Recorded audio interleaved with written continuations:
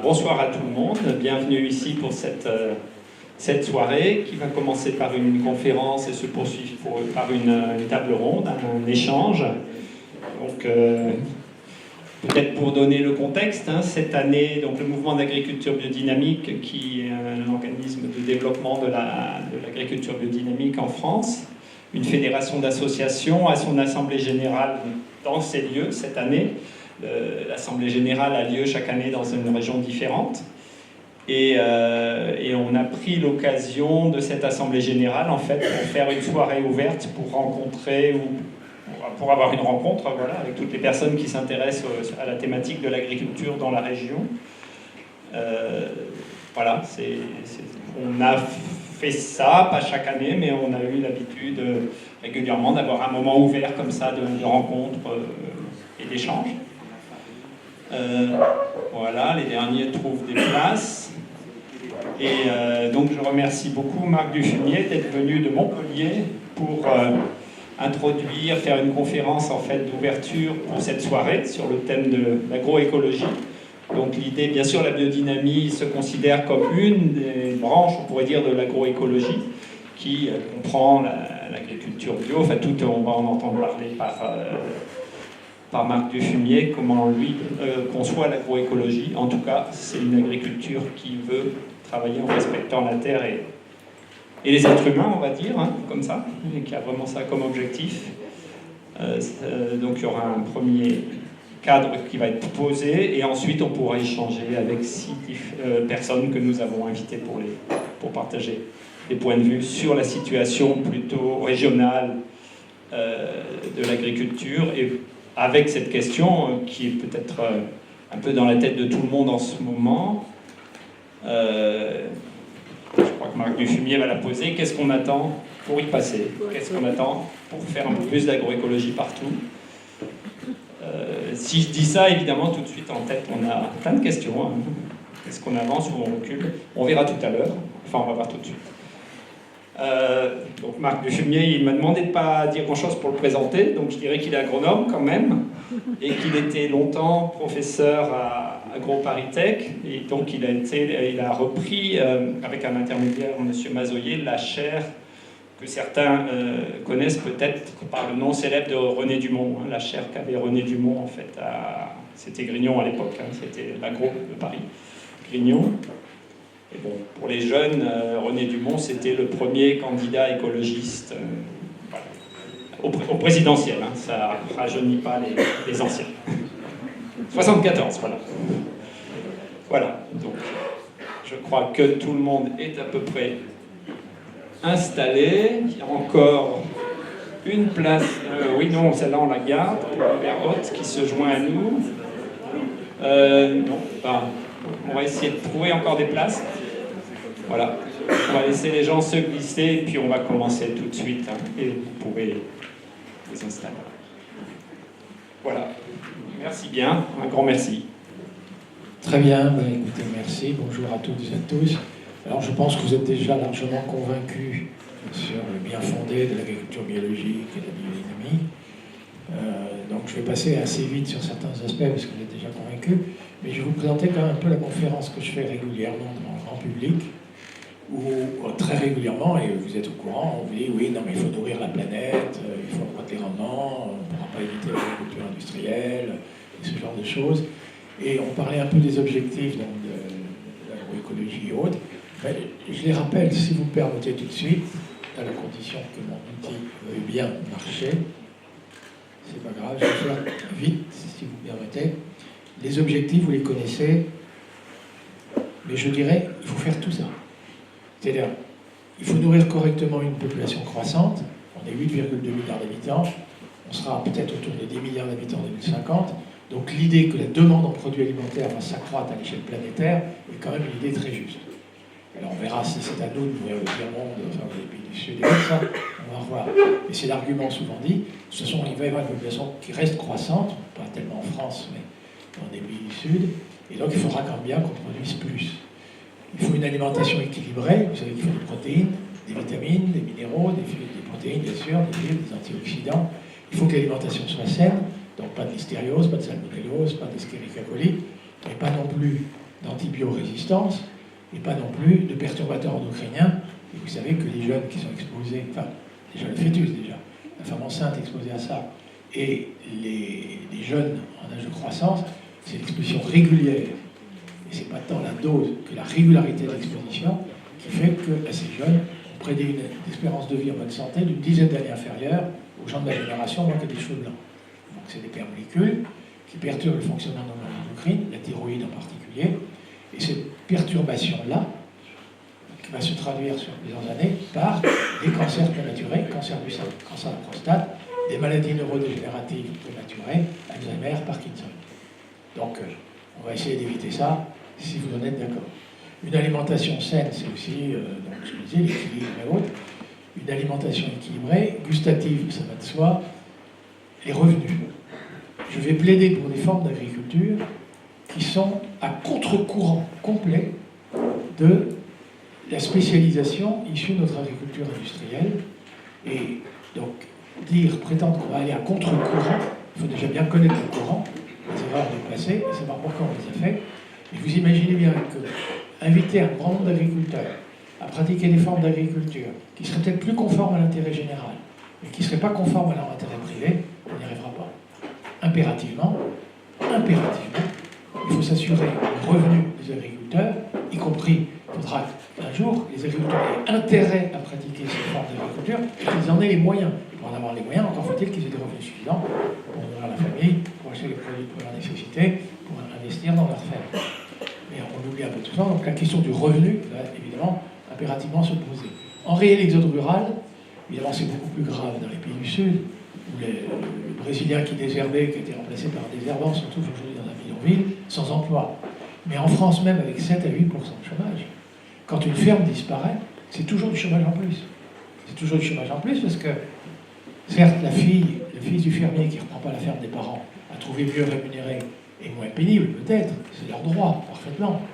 Mais la ferme qui disparaît, soit c'est la friche, et c'est les loups qui reviennent, soit c'est l'agrandissement du voisin, mais le voisin, son agrandissement, il amortit plus vite sa moissonneuse-batteuse, il amortit plus vite son robot de traite, mais ça ne crée pas d'emploi. L'agrandissement des fermes aujourd'hui ne crée pas d'emploi. Donc la question d'enrayer l'exode rural dans un pays comme le nôtre, où il y a 7 à 8% de chômage, d'aider à faire en sorte qu'on puisse installer de jeunes agriculteurs dans le cadre familial ou hors cadre familial, ça fait partie des enjeux.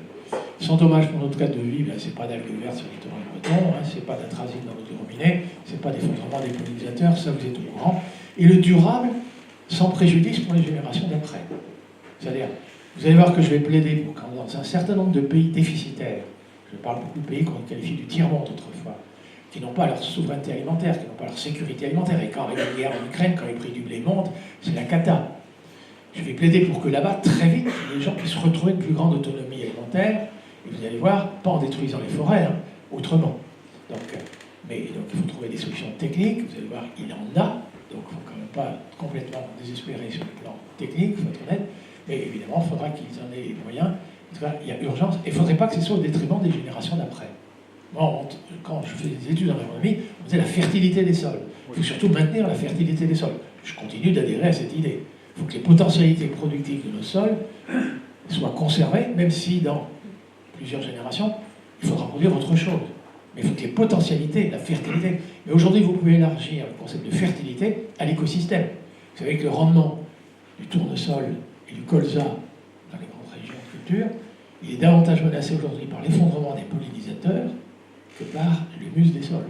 Donc vous pouvez élargir les potentialités productives, la fertilité de l'écosystème agricole aménagé par les agriculteurs, et même si quand il y a urgence de produire plus éventuellement, on va voir que chez nous on peut peut-être s'autoriser à produire un peu moins, mais mieux, mais même quand il y a urgence de produire plus, il ne faudrait pas que ce soit au détriment des générations d'après. Donc, alors évidemment on me dit, et je sais qu'il y a des élus ici, donc on dit, il faut que les politiques y mettent des priorités. Non, il faut faire tout ça. Désolé. Vous prélevez la quantité, on ne s'occupe pas de la qualité, tant pis pour les perturbateurs endocriniens pour nos gamins, tant pis pour les algues vertes, tant pis pour... Non, on est obligé de faire tout ça. Et c'est d'ailleurs ça qui va rendre la transition, le basculement, parce que techniquement ça va être un basculement, et politiquement, il faut l'adhésion du plus grand nombre, ça ne pourra être qu'une transition. Mais il ne faut pas, vraiment il faut arriver à le dire, et j'essaie de convaincre, je sais qu'ici les élus présents sont plutôt convaincus, Mais moi, il me faut convaincre les pouvoirs politiques et la société civile aussi, bien sûr, que ça va être radicalement différent. C'est un basculement, c'est une révolution technique. Et la transition, c'est parce qu'il faut l'adhésion du plus grand nombre et se donner les moyens. Le contexte, vous le connaissez, hein, le contexte, il n'est pas drôle. C'est le réchauffement climatique, son dérèglement. Tout ça, comme vous le savez, je n'ai pas de temps à les passer. Parce qu'il faudra qu'on débatte. Le réchauffement climatique global, vous savez, il faudra que les agriculteurs s'adaptent. Alors on nous dit la vigne va remonter vers le nord, les cerisiers vont remonter dans la montagne. C'est beaucoup plus compliqué. Vous êtes au courant déjà. Il y a des études aujourd'hui, alors on a pris beaucoup de retard avec les climato-sceptiques, hein, pour commencer à étudier ces questions-là. Mais dans la région de Montpellier, certains oiseaux ont remonté 250 km plus au nord. Certains papillons, 100 km. Là où il y a des oiseaux, il n'y a plus de chenilles. Effondrement de l'espèce. Et là où les chenilles ne sont pas attaquées par les oiseaux, ravage aux cultures. Alors là, je vous dis tout de suite, les thèses commencent à être publiées, mais on a 20 ans de retard. Les climato-sceptiques, nous avons beaucoup de retard. On commence à mieux comprendre les déséquilibres écologiques qui résultent de ce réchauffement. Et il ne s'agira pas seulement de déplacer les systèmes de culture et d'élevage.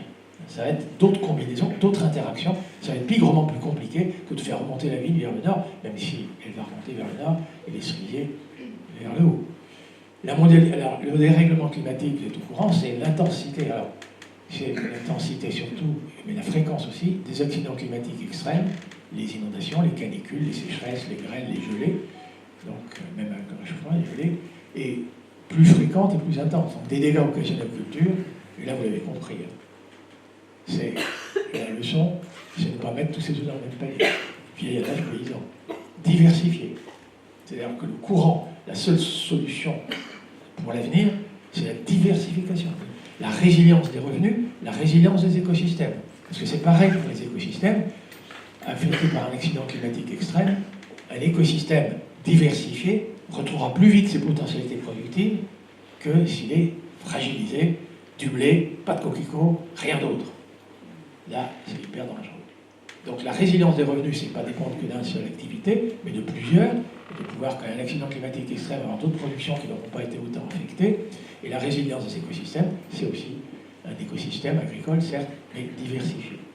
Le poids croissant des oligopoles, vous êtes au courant, c'est quand même eux qui décident des prix. La loi Egalim, vous avez compris. Hein. On dit on va stabiliser sur un an, mais Leclerc a été clair au moment des États généraux de l'alimentation. Il disait si vous fixez un prix trop haut, moi j'achète, j'importe. Donc je suis obligé de conquérir des parts de marché, vendre le moins cher possible dans mes supermarchés. Si vous, les agriculteurs, ils disaient ça aux industries, mais les industries répercutent ça aux agriculteurs, si vous réclamez des prix trop hauts, ben, moi je suis obligé d'importer pour conquérir des parts de marché. Donc on est obligé de penser à ça entre une multitude de citoyens et un très grand nombre d'agriculteurs, même s'ils sont trop peu nombreux les agriculteurs, il y a quelques oligopoles qui décident de tout. L'extension des villes sur la mer terre agricole, je ne reviens pas, et les ressources, vous êtes d'accord, vous êtes tous, les énergies fossiles, dans l'agriculture moderne de demain, c'est le moins d'énergie possible, et l'énergie fossile en agriculture, c'est évidemment le carburant du tracteur, de la moissonneuse batteuse, de la motopompe, mais plus encore, c'est l'énergie fossile pour fabriquer les engrais azotés de synthèse, l'urée, l'ammonitrate, les sulfates d'ammonium. C'est ça qui est le plus coûteux en énergie fossile, et qui dans la comptabilité nationale n'est pas compté dans l'agriculture, mais elle est quand même dans un autre secteur, mais on l'oublie. Donc oui, on va devoir être très économe en énergie fossile, et on parle trop peu, je trouve, et on en va encore parler un peu, le phosphate. On nous annonce quand même que d'ici, à l'échelle mondiale, d'ici 3-4 décennies, le coût d'exploration et d'exploitation de nouvelles mines de phosphate hyper coûteux. Et ceux d'entre vous qui, enfin, vous n'utilisez pas les engrais phosphates de synthèse justement, mais les engrais phosphates de synthèse, le coût s'accroît bien plus vite que l'inflation. Donc déjà, ne serait-ce que pour le revenu des agriculteurs, il faudra envisager autrement. Ça va être la partie la plus délicate, je vous le dis tout de suite, le phosphore, mais enfin, il nous faut regarder ça. Voilà, alors quand je fais des conférences grand public, j'ai coutume de demander, avez-vous encore le moral? J'ai entendu oui. Alors, ce sur quoi je veux passer très vite, parce que je crois que vous êtes déjà convaincus, mais on pourra en revenir au moment du débat, mais pourquoi on a fait tout le contraire? C'est pourquoi je vais plaider tout à l'heure. Et je voudrais qu'il n'y ait pas de malentendu. Quand on attaque l'agriculture industrielle, on n'attaque pas les agriculteurs. Et dans les causes, dans les responsabilités de ce qui est arrêté, c'est systémique. D'ailleurs, c'est ça qui va rendre la transition difficile. C'est qu'il va falloir un grand nombre de catégories d'agriculteurs, de citoyens et d'entreprises vont devoir changer de comportement. Mais j'ai coutume de commencer. Alors, des gens qui me ressemblent, des agronomes, au lendemain de la Deuxième Guerre mondiale, mais même avant, on leur avait dit, comme il faut produire plus à l'hectare, mettez-nous au point des variétés à haut potentiel génétique de rendement. S'il faut produire plus, et si on ne veut pas détruire les aires naturelles, moi je ne peux qu'adhérer à ça. Il faut, quand il y a une population croissante et des besoins croissants, et qu'on veut protéger les aires naturelles, on va peut-être à croître. Donc je vais plaider pour une agriculture intensive. Mais la réponse qui a été donnée, c'est mettez-nous au point des variétés à très haut potentiel génétique. Et comme l'agronome coûte cher, comme la recherche agronomique coûte cher, on leur dit surtout des variétés passe-partout. C'est-à-dire si vous avez une variété de blé à haut rendement, c'est le Nord-Pas-de-Calais, c'est la Camargue, c'est l'Alsace, c'est la Bretagne. Mais pas pour 3 km². On ne va pas pouvoir amortir les coûts de la recherche agronomique sur 3 km² seulement. Donc, variété passe-partout. Donc, on a demandé à des agronomes, des généticiens, d'éliminer les gènes d'adaptation aux conditions trop locales. Et à la limite, je veux dire, ça paraissait intuitivement pas idiot complètement. Les variétés passe-partout. Et puis on a dit, maintenant, vous êtes trop coûteux, faites vite. Ah, les scientifiques, ils disent, attendez, nous, vous nous demandez de faire des essais dans le Nord-Pas-de-Calais, en Alsace, en Bretagne, au Camargue, au Limousin, donc multilocal, et on ne va qualifier une variété d'améliorée que si 95% des fois, dans nos expériences, la variété a donné un rendement supérieur aux autres. C'est logique. La marge d'erreur ne peut pas dépasser 5%. On ne va pas quand même qualifier une variété de meilleure si plus de 5% des fois, elle arrive en second. Donc, il faut choisir. Alors du coup, faire vite. Ah non, alors là, vous ne vous rendez pas compte. Multilocal, on va faire des essais en station expérimentale. Mais si un endroit très précis, la variété de blé à haut potentiel génétique de rendement, donne un mauvais rendement, c'est pas la génétique, c'est qu'elle a été attaquée par les nématodes. Alors, il faut qu'il y ait le même nombre de nématodes partout. Alors, je veux dire, vous n'allez pas déplacer une nématode du Nord-Pas-de-Calais vers la Camargue.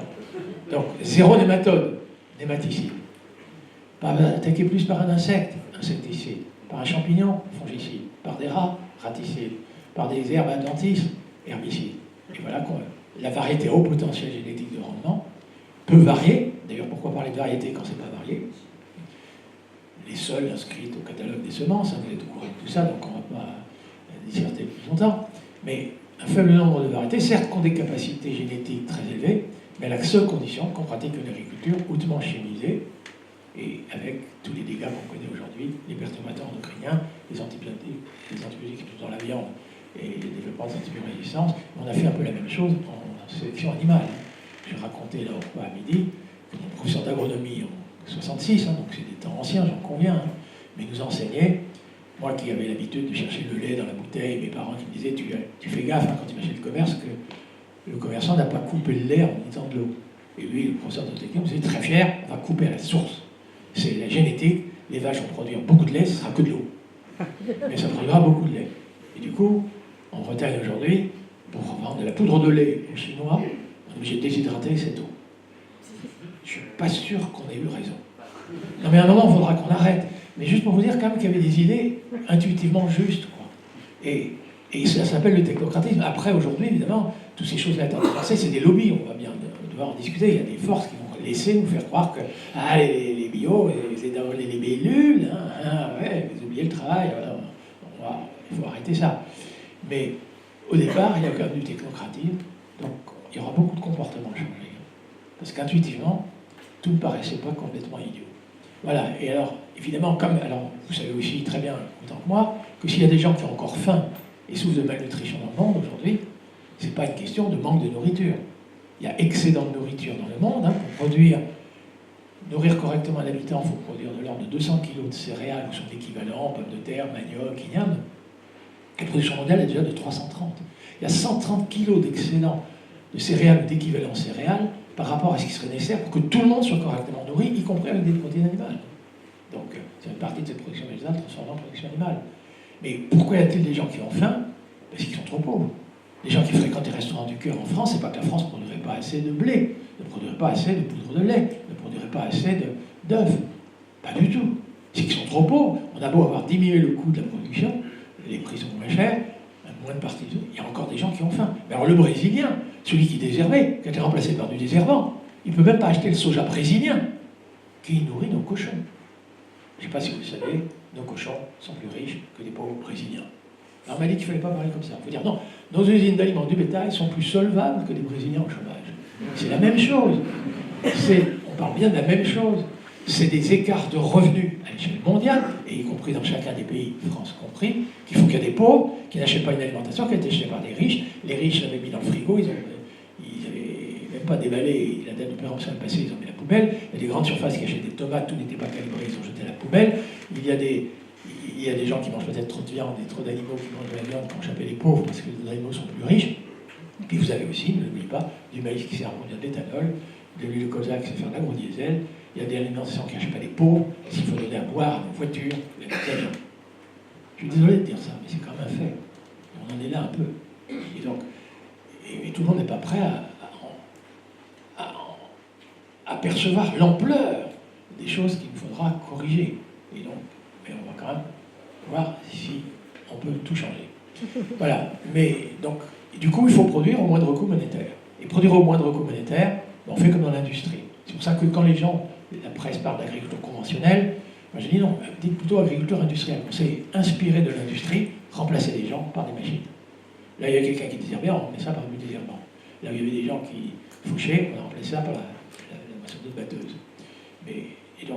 Et évidemment, on arrive à vendre au moins prix, et du coup à conquérir des parts de marché. C'est vrai que la part de la consommation dans le budget des ménages en France a diminué depuis la Deuxième Guerre mondiale. On dit qu'on est autour de 14%, c'est des moyennes, attention, il y a beaucoup de pauvres. Hein. Mais on était plutôt autour de 35% dans la Deuxième Guerre mondiale. On a réussi à produire moins cher. Sauf que dans d'autres pays, on produit encore moins cher. Ça, on va en reparler.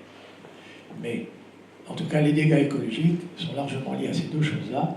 L'emploi des pesticides, c'est la chimisation, et produire au moindre coût, la motorisation, la mécanisation, alors c'est également la consommation de carburant, et tout ça, la consommation d'engrais de synthèse, ben, on a vu ici la consommation d'énergie fossile, l'urée, l'ammonitrate, tout ça c'est du passé, c'est obsolescent, c'est désuet. Il faut impérativement faire autrement.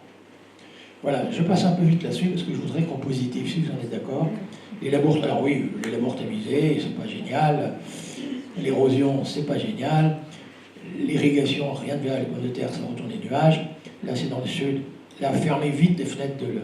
Enfin, vous voyez peut-être pas parce que je vous fais de l'ombre. Enfin, voilà. Juste pour vous dire, j'ai beaucoup de photos montrant les désastres. Mais je voudrais qu'on positive un peu. Alors, serait-il possible vraiment de nourrir correctement 10 milliards d'habitants en 2050 par des formes d'agriculture qui relèvent de l'agroécologie? Est-ce que techniquement, ça serait possible? La réponse est catégorique. Oui. Maintenant, c'est à moi de vous convaincre. Alors l'argumentation, vous la connaissez déjà un peu. On a besoin donc, alors d'abord je vais vous présenter l'agroécologie comme la discipline scientifique des agroécologues. C'est-à-dire, je ne vais pas vous présenter l'agroécologie comme une pratique qui serait comparable ou opposable à l'agriculture biologique, à l'agriculture de conservation, à la permaculture, à l'agroforesterie. Non, il y a des formes d'agriculture parfois codifiées, certaines labellisées, certification par une tierce partie, d'autres autoproclamées, mais c'est des pratiques. Et la question, elle est, toutes ces formes d'agriculture, quelles sont celles qui relèvent vraiment d'une agroécologie scientifique, qui peuvent nous inspirer pour répondre à ces objectifs dans le contexte qu'on a vu tout à l'heure de dérèglement climatique. Alors, les bonnes nouvelles, il y en a quelques-unes. On a besoin d'énergie, je vous dis, dans notre alimentation, et tout le monde sait, vous en plus, d'où vient l'énergie qu'on trouve dans notre alimentation pour aller la travailler, elle nous vient du soleil. Et on m'a raconté qu'il n'y avait pas de pénurie de rayons solaires avant des milliards d'années. Donc durable, excusez-moi, ça va durer. Ben, je vous suggère que nous fassions un usage intensif à l'hectare de ce qui est gratuit et renouvelable. Tous les rayons du soleil, désormais, doivent tomber sur une feuille verte, capable d'intercepter l'énergie solaire pour fabriquer de l'énergie alimentaire. Vous seriez contre? C'est gratuit, et ça tombe à terre, ou ça tombe sur du ciment, on n'est pas obligé de bitumé non plus, hein, on est d'accord. Mais, donc vous avez compris, la couverture végétale verte, la plus permanente possible et la plus totale possible. Voilà, c'est la photosynthèse. Hein. Donc, culture associée. Alors évidemment, les Mexicains, j'ai beaucoup travaillé dans les pays du Sud. Hein. Les Mexicains, là il y avait le maïs, il y avait le haricot qui monte sur le maïs, il y avait en dessous le manioc, et un petit rond qui vient intercepter les derniers rayons du soleil. Tous les rayons du soleil tombaient sur une feuille verte pour transformer l'énergie solaire en énergie alimentaire. Alors en France, on est moins à l'aise. Hein. Alors les gens qui sont en permaculture, il y a des choses qui ressemblent étrangement à ça. Hein. C'est-à-dire qu'il n'y a pas un rayon du soleil qui truc, mais c'est les... Vous voyez, vous avez le maïs à port érigé, vous avez le haricot à port volubile, vous avez la port rampante. Mais néanmoins, moi, en culture, dans la Champagne-Crayeuse, un agriculteur était fier de me montrer, alors il appelait ça le métal, hein, mais son maïs, son blé, et il y avait aussi la lentille. Ils disent lentille en Champagne-Crayeuse, et la lentille. Et très fier, il me racontait qu'effectivement, les rayons du soleil qui n'étaient pas tombés sur la feuille de blé tombent sur la feuille de lentille. Alors évidemment, moi j'ai dit, mais vous n'aurez pas envie de mettre un concombre, un cucurbitacé rampant pour attaquer les derniers rayons du soleil. Et là, il m'a dit, oui, mais quand passe la moissonneuse batteuse, ça fait des dégâts. Effectivement, les concombres, on ne supporte pas le passage de la moissonneuse batteuse. J'en conviens. Notre agriculture moto-mécanisée va avoir du mal à s'inspirer de l'agroécologie, mais on va quand même y être obligé. Je crois qu'il faut quand même être honnête. Sinon, je pense. Mais il y a des solutions. Alors, n'oubliez pas quand même qu'il y avait la prairie permanente en Bretagne, autrefois, il n'y avait pas un rayon de soleil qui tombait à terre. Hein. Moi, maintenant, quand je vois qu'on l'a labouré pour faire du maïs, et qu'il y a des rayons de soleil qui tombent l'hiver au sol nu, et entre les rangées de maïs, l'ensilage, pendant... Je veux dire, c'est pas la meilleure utilisation qu'on peut faire de cette énergie gratuite et renouvelable. Donc on va devoir, y compris parfois, récupérer les savoir-faire anciens, mais vraiment, l'un des premiers principes, je crois, de l'agriculture moderne de demain, avec les enjeux et le contexte qu'on a raconté là, c'est la couverture végétale la plus totale, la plus permanente possible. Et alors maintenant, vous êtes au courant, parce que vous allez voir que tout le problème, ça va être la gestion de l'eau. Vous savez déjà, mais le conflit d'usage. Mais l'énergie qu'on trouve dans notre alimentation, vous appelez ça glucides, vous appelez ça lipides, c'est les molécules carbonées. C'est la partie carbonée de notre alimentation qui nous apporte de l'énergie. Glucides, lipides. Où la plante trouve-t-elle le carbone? Dans le gaz carbonique de l'atmosphère. Et je pose la question, y a-t-il pénurie annoncée de gaz carbonique dans l'atmosphère? Il y en a trop. Alors s'il vous plaît, si on pouvait faire un usage intensif de ce gaz carbonique pour atténuer le réchauffement global, la plante va intercepter le gaz carbonique, va prendre le carbone, va libérer l'oxygène, c'est l'oxygène de l'eau, et avec ce carbone, fabriquer des glucides, fabriquer des lipides, peut-être même de la paille, peut-être des racines, et quand ça se décompose bien, séquestrer du carbone dans l'humus des sols. Je voulais vous le dire, je suis vraiment pour l'agriculture intensive. Là, je ne voudrais pas qu'il y ait de malentendu entre nous. Moi, l'agriculture extensive, vous savez, l'élevage de poulets de 40 jours, bas de gamme en France, c'est l'élevage extensif qui exige de grandes extensions de soja au Brésil, à déforester la forêt amazonienne. Non mais on est en plein délire. Il s'avère que dans la presse, on parle d'élevage intensif quand c'est extensif, et on parle, je ne comprends plus rien. Le poulet, il a besoin de grandes extensions, celui qui utilise le soja brésilien. C'est l'agriculture extensive, ça détruit la forêt amazonienne. C'est pas bon pour l'effet de serre, c'est pas du tout bon pour la biodiversité. On va arrêter ça. On va faire un usage intensif, ce qui ne coûte rien, et qui ne coûte rien sur le territoire français. C'est pas du... Enfin, vous allez me traiter de franchouillard tout à l'heure, mais je n'aurais pas été malentendu. Alors, le vrai problème, c'est la gestion de l'eau, parce que pour que le gaz carbonique rentre dans la plante et l'oxygène ressortir, ben, il faut quand même que ce gaz carbonique rentre dans la plante, il rentre par les petits trous. C'est les petits trous par lesquels la plante transpire. Les écologues, les stomates, hein, comme on dit dans notre jargon. Mais il faut que ces stomates soient ouverts. Il faut que la plante transpire pour que le gaz carbonique puisse rentrer.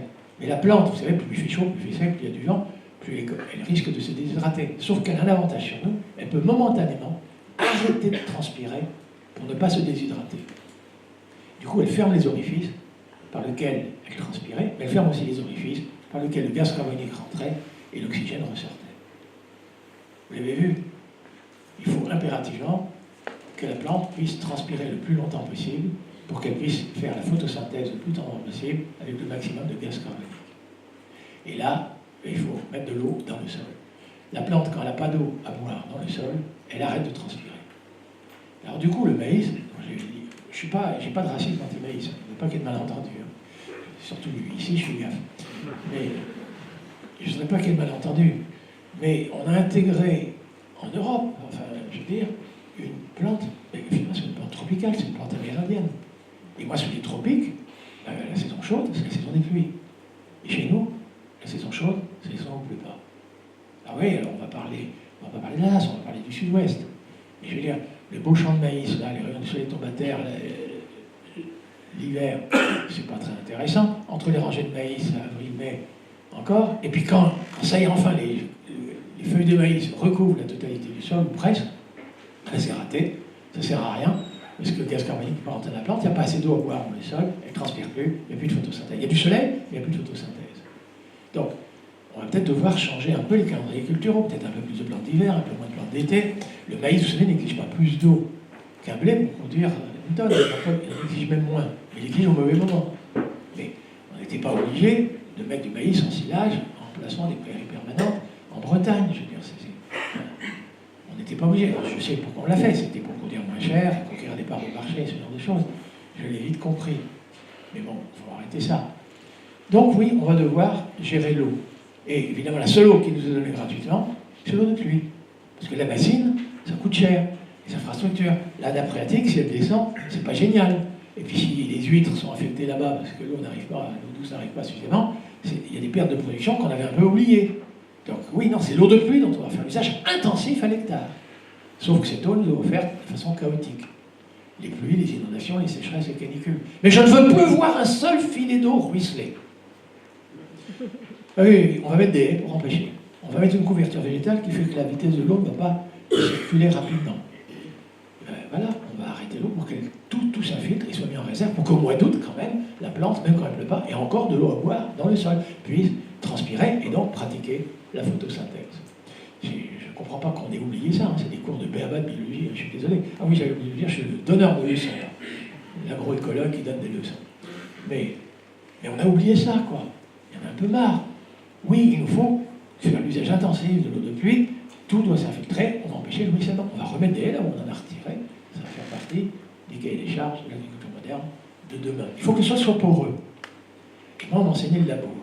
Et maintenant, j'enseigne plutôt technique culturelle simplifiée, plutôt zéro labour. C'est-à-dire que le labour, vous savez, si ça a un travail du sol trop intense, ça peut oxyder le carbone de l'humus qui retourne à l'état de gaz carbonique. Le carbone de l'humus, hein, c'est le carbone qui était dans le gaz carbonique, qui servait à la plante de faire des pailles, qui s'est décomposé, ça fabrique de l'humus, cette partie noire du sol que vous connaissez bien, et ça retient l'eau et les éléments minéraux. Bon, ben, il nous faut impérativement que cet humus, il faut l'accroître, il faut séquestrer le carbone du sol et pas le détruire par des travails du sol exagérés. Mais on veut quand même que le sol soit poreux. Ça va être le ver de terre, ça va être le cloport, ça va être les colomboles. C'est ça qui va nous rendre. Le ver de terre, il ne faut pas le remettre en pleine journée, au soleil, le matin, enfin la journée. Le labour, il fait un peu ça. Non. Mais le ver de terre, celui qui est à la surface du sol la nuit, dès qu'il fait jour, hop, il creuse sa galerie. Et en creusant une galerie, il rend le sol poreux. C'est le ver de terre qui va nous rendre le sol poreux, mais il nous faut impérativement jouer sur la biologie des sols pour rendre le sol poreux. Vous l'avez compris, on va s'intéresser des insecticides. L'agriculture moderne de demain, pour pas de perturbateurs endocriniens dans nos fruits et légumes pour nos gamins, et pas de chute de ver de terre, on va devoir abandonner les pesticides, et néanmoins on va un sol poreux. Ce sera la biologie des sols qui va nous le rendre poreux. Je vais un peu vite, j'en conviens, hein, mais pourquoi a-t-on oublié ça?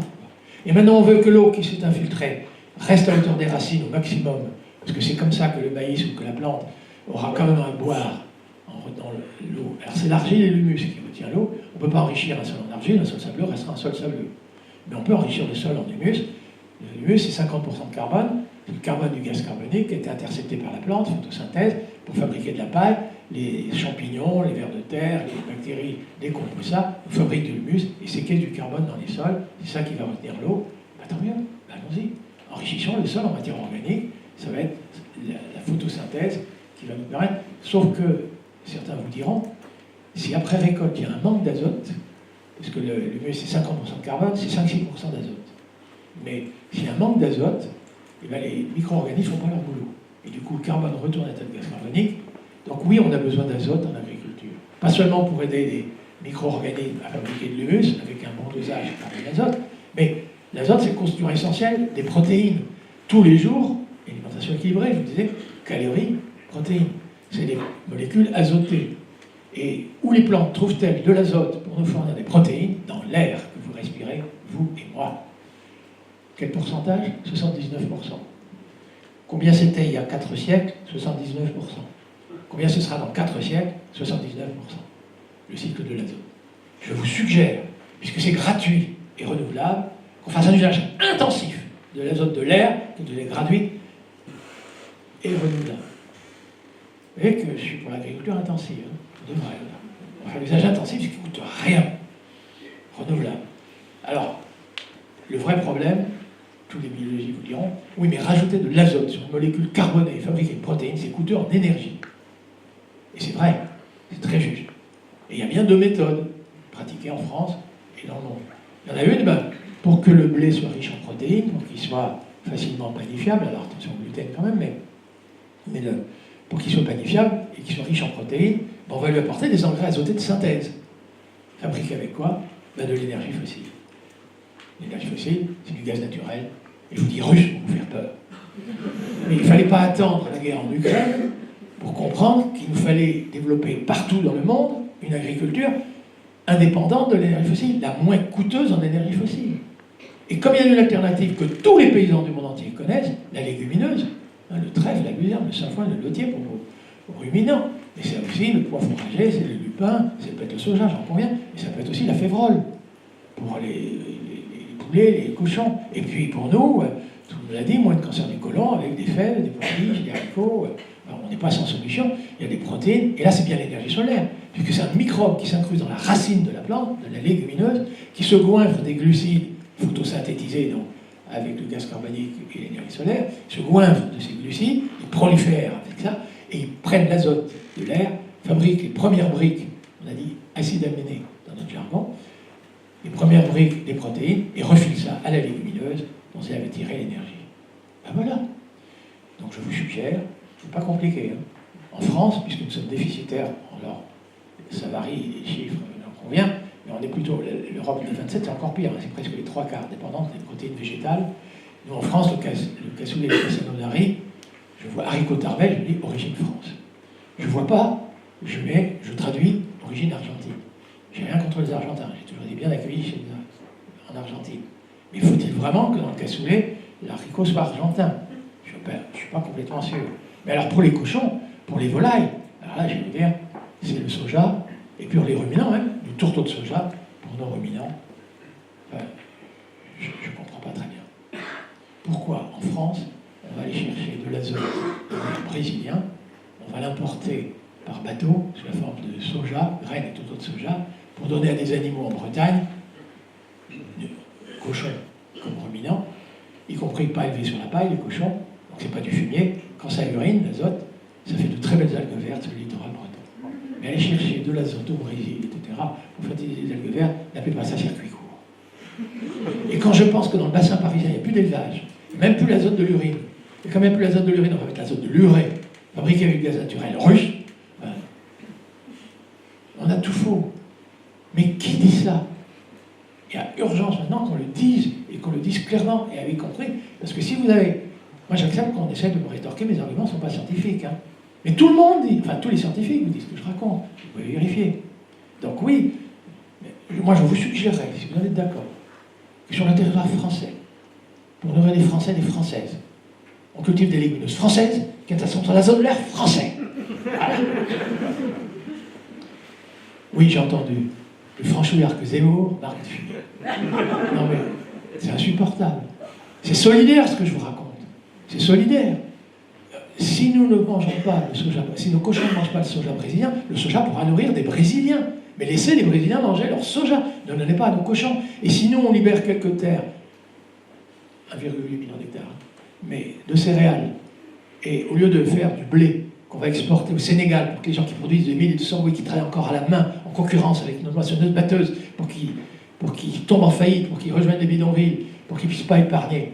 Nous, on n'est pas obligé d'exporter du blé, en concurrence avec l'Ukraine, au Sénégal. On ne pourrait pas les laisser tranquilles, avec leur mil et leur sorgho, et manger par eux-mêmes. Évidemment, il faut qu'ils puissent accroître la production là-bas, j'en conviens, avec des techniques qui relèvent de l'agroécologie. Mais nous, on ne fait pas de tort aux Sénégalais à ne cesser de leur exporter nos céréales à vil prix. On ne fait pas de tort aux Brésiliens à ne pas vouloir manger, donner à nos cochons, le soja qui proviendrait des Brésiliens pauvres. C'est tous les peuples du monde qui ont intérêt à gérer un circuit court, le cycle de carbone, la photosynthèse, le cycle de l'azote, sans énergie fossile, sans pesticides, sans rien de tout ça. Et c'est une révolution agricole. Parce que remettre des légumineuses, on va remettre de la luzerne, oui, il va y avoir des prairies. Non, non, attendez, rassurez-vous, on va y aller. Il va falloir, enfin il faut en tout cas, impérativement y aller. Bon alors voilà, l'usage de l'azote de l'air, c'est les légumineuses. On va gérer les cycles du carbone et de l'azote en circuit court. On va associer étroitement agriculture et élevage. Je ne vous le cache pas, cet agriculteur qui était fier avec son bétail, hein, donc son blé et les lentilles. Parlant à un agronome, il me dit, à la fois, c'est une assistance végétale et un meilleur usage des rayons du soleil, mais il me raconte, et il a raison, il me dit, vous savez, après récolte, Les micro-organismes trouvent le carbone de la racine du blé, ils trouvent l'azote de la racine de la légumineuse, la lentille.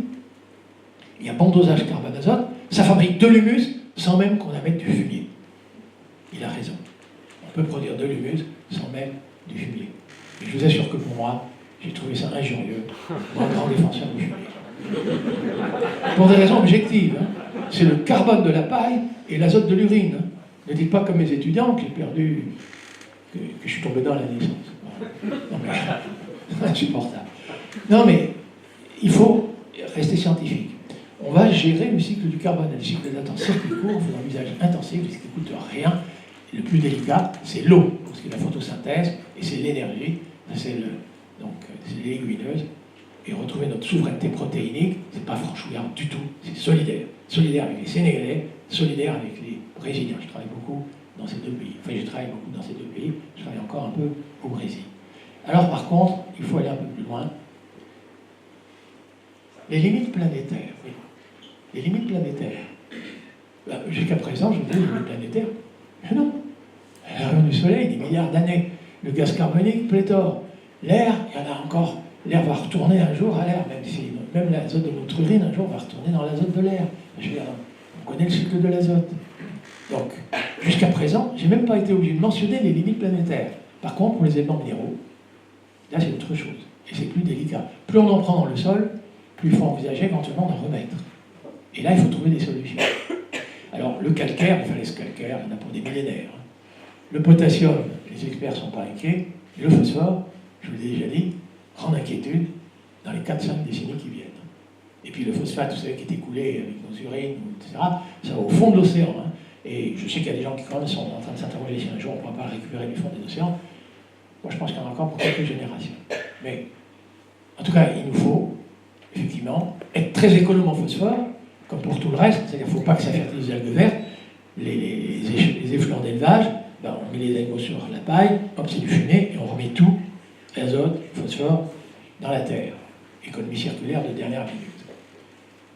Les boues d'épuration en France, comme nos eaux humaines, ont fréquenté des eaux industrielles, s'il y a du mercure, du plomb, du cadmium, il faut éviter. C'est pourtant très riche en phosphore, nos boues d'épuration en France, mais évidemment, les métaux lourds, c'est pas bon pour notre santé. J'en ai pas parlé, mais c'est vraiment pas bon, donc il faut éviter ça. Alors je sais qu'il y a les latrines sèches, j'ai compris. Oui, c'est vrai. J'ai plaidé d'ailleurs pour des latrines sèches dans le 16e arrondissement de Paris, avec un succès mitigé. Non. Et on aura du mal à séparer nos eaux humaines et nos eaux industrielles. Il faut reconnaître qu'il y a des choses qui vont être difficiles. Pourrait-on trouver du phosphore ailleurs? Voilà la vraie question. Alors la réponse est quand même oui. Est-ce qu'on pourrait en trouver beaucoup? La réponse est quand même oui, mais à faible dose. Et où ça? Ben dans la roche. Le basalte, le granit, le grès, le schiste, tout ça sont des éléments minéraux. Mais vous imaginez qu'on pourrait réduire ça en poudre fine pour fertiliser naturellement, biologiquement, c'est-à-dire minéralement, en tout cas pas sans insectes. Impossible, pas avant des gens. Tant qu'on dépend d'énergie fossile, pensez faire un trou dans le Sahara pour réduire des roches en poudre fine, en faire des fertilisants, oubliez. Il y en a pour plusieurs générations, à coup sûr. Mais néanmoins, tous les jours, la roche-mère est altérée, elle libère des éléments minéraux. C'est pas accessible à la racine de blé. Oui, mais l'arbre avec ses racines profondes, il va aller le chercher, il a contact avec la roche-mère, il intercepte le phosphore, ça remonte avec la sève, ça va dans la feuille, et la feuille remonte tombe à terre. Ça fertilise la couche arabe. Ben oui, on va remettre des arbres. Alors on a déjà dit pour éviter le ruissellement, je ne l'ai pas dit, mais pour faire brisant, mais ça va être aussi un arbre fertilisant. Oui, le pommier fertilisait la prairie. Eh oui, on va remettre des pommiers au milieu de la prairie. On va remettre des haies, absolument. Et elles joueront tous ces rôles, et elles en ont encore d'autres à jouer.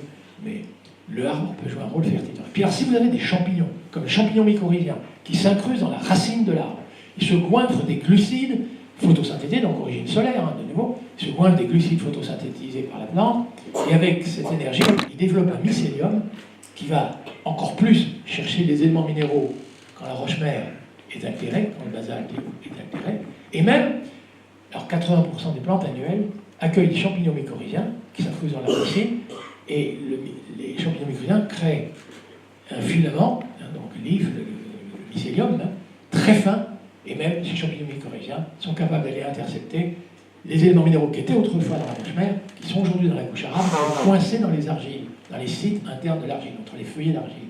Et bien le champignon y arrive, les extrait, et refile ça à la plante dont il avait tiré l'énergie, une nouvelle symbiose. Oui, l'agroécologie, c'est comprendre qu'il y a des interactions entre tous ces éléments, les vivants, les végétaux, les animaux, les microbes, etc. Et on va jouer en agroécologie sur l'immense interaction. On va vraiment parler écologie dans le sens de l'école. Je veux bien que vous traitez d'écologistes, ça c'est vraiment pas un problème. Mais on parle aussi de l'écologue, et je ne vous le cache pas, on ne manque pas. Oui, on pourra nourrir plus de 10 milliards d'habitants en 2050 avec des techniques qui s'inspirent de ça. J'ai plus grand temps. Mais juste pour vous rappeler quand même que quand vous aurez les pollinisateurs, vous aurez les coccinelles qui vont s'attaquer aux pucerons, dans la bande enherbée, vous aurez les carapes qui vont s'attaquer aux limaces, et dans les hautes tiges, vous aurez des mélanges bleus qui vont s'attaquer aux papillons de nuit, et donc vous n'aurez plus de carpocapes, donc vous aurez des pommes bio, sans petits-verts et sans pesticides. On n'est pas sans solution. Non, on n'est vraiment pas en solution. Et du coup, oui, les arbres ont joué aussi ce rôle-là. C'est toutes ces interactions-là qu'il nous faut remettre en avant. Ben voilà, on n'est pas sans solution. Juste pour vous monter le moral, on n'a plus le temps. Ça, vous connaissez, ça, vous connaissez, ça, vous connaissez, ça, vous connaissez, ça, vous connaissez, ça, vous connaissez, ça, vous connaissez. Oui, le lait sous les noyers, moi, j'ai toujours dit, le compost. Alors ça, c'est au Costa Rica, c'est du lombricompostage. On met des matières organiques d'un côté, et de l'autre, il sort déjà un compost. C'est le lombric qu'on fait le boulot. Donc c'est beaucoup moins coûteux que le compostage à la main, la permaculture en Seine-Maritime. Juste pour vous dire quand même que le discours agroécologique n'est pas contre toute forme de robotisation. Là, on est à Saint-Émilion. Saint-Émilion, on a fait d'une mauvaise herbe, on fait une bonne herbe. Entre les rangées de vignes, ça évite l'écoulement de l'eau. De l'eau, ça retient l'eau, et donc, même si l'herbe consomme de l'eau, le fait qu'il n'y en ait plus d'infiltré, le bilan d'eau pour la vigne est positif. Et maintenant, il faut que c'est fauché, il ne faut pas que ça reste de l'ombre, il ne faut pas que ça envahisse tout le paysage. Alors, si vous voulez de les faucher à la main entre des rangées de vignes, vous allez donner des coups de faux dans votre vigne, c'est foutu. Ben, je veux dire, on n'y arrivera pas. Ben, ce petit animal que vous voyez là, il se réveille le matin avec le jour, il se dort avec la nuit, et vous fauchez ça, on rend le métier qui aurait été pénible, attractif, et il y a des solutions inspirées de l'agroécologie.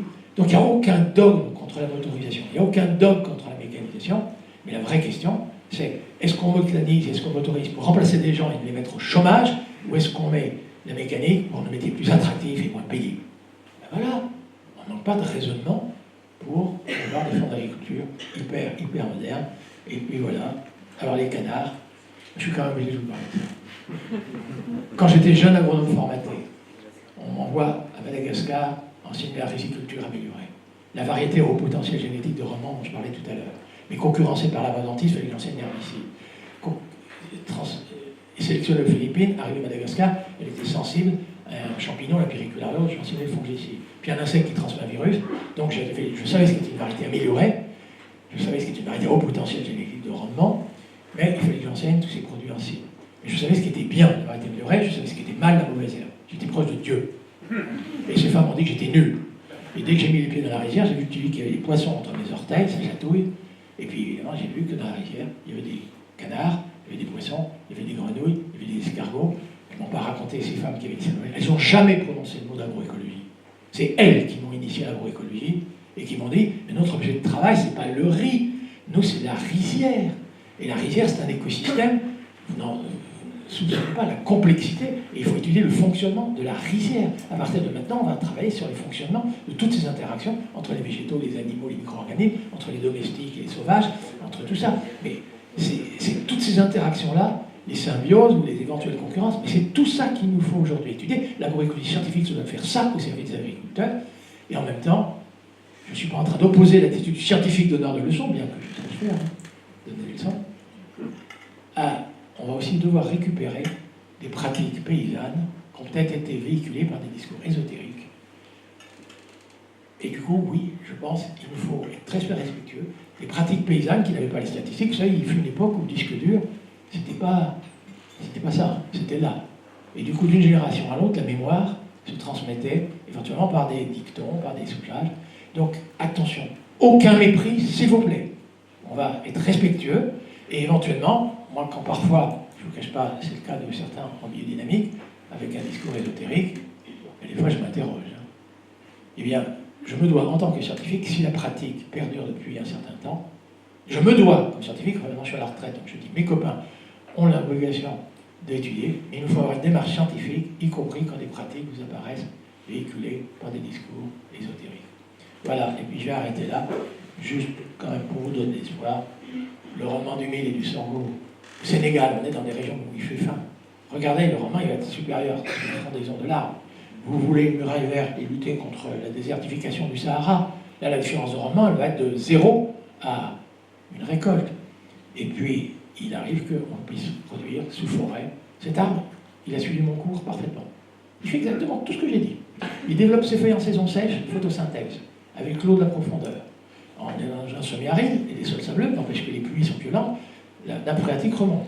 Ben, il l'utilise, il fabrique des feuilles, riches en carbone, photosynthèse. C'est une légumineuse riche en azote. Et avec ses racines, il a été chercher des éléments minéraux en profondeur. Quand la feuille tombe à terre, bon dosage carbone-azote, ça fabrique de l'humus. L'humus, ça retient l'eau, c'est vachement bien pour le mil et le sorgho. C'est justement ça qu'il faut faire. Plus des éléments minéraux. Non, mais attendez. Même dans les régions semi-arides, alors évidemment, j'ai d'autres photos, mais il faut passer au débat. En tout cas, sachez que même dans ces pays-là, on peut produire plus et bien. Chez nous, on peut s'autoriser à produire moins, mais mieux. Notre agriculture très productiviste comme elle est très destructiviste, en France, en termes monétaires, c'est la valeur ajoutée qu'il nous faut accroître. Le produit, ce qu'on a produit moins ce qu'on a détruit, c'est ça qui conditionne le revenu de l'agriculteur, les loyers qui payera au propriétaire, l'intérêt qui payera à la banque et les impôts qui payera à l'État. Et nous, on peut s'autoriser à produire moins mais mieux pour accroître la valeur ajoutée à l'hectare. Et puis on n'oubliera pas les coûts cachés. Il ne faut pas détruire le carbone du sol. Il ne faut pas avoir à payer cher de retirer des algues vertes sur le littoral breton. Mais enfin, on n'est pas sans solution. Ni là-bas, ni ici. Si la question n'était que technique, s'il vous plaît, vous avez toutes les raisons d'être optimiste. Oui, on pourrait. Et maintenant, j'ai effectivement qu'une seule question. Qu'est-ce qu'on attend ?